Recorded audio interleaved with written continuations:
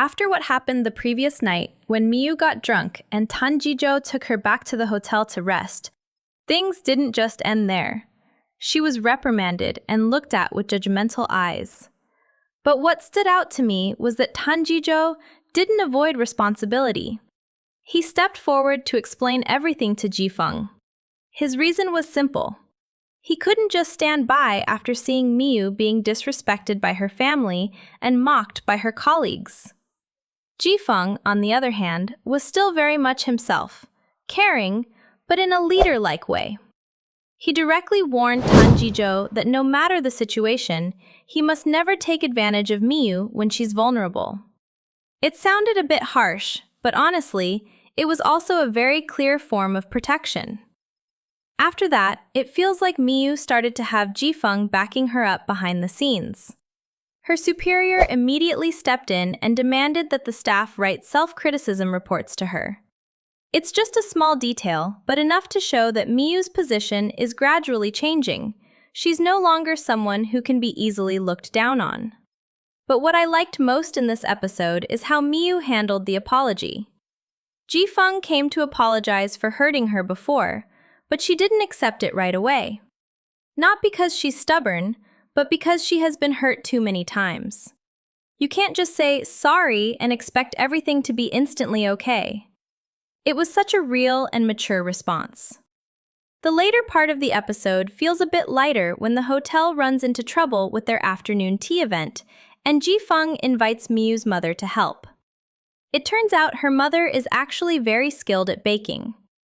This part was quite interesting, as Miyu's mother got the chance to interact with both Tanjijo and Jifeng.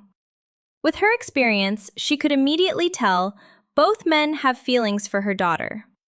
They both have good conditions, both are worthy in their own ways. But Miyu's answer is what really stayed with me. She said, they don't belong to the same world as her. It sounds simple, but it carries so much weight. Maybe after everything she's been through, Miyu still isn't ready to open her heart. It's not that there aren't good people around her, she's just still trying to find her way through her own emotional scars. Miyu Chung receives a court summons, a small detail, yet enough to signal that trouble is coming. Lu Jinzhen happens to see it, but he quickly lies, saying it's just an old company issue that's already been resolved, nothing to worry about. It sounds normal on the surface, but the more you think about it, the more suspicious it feels.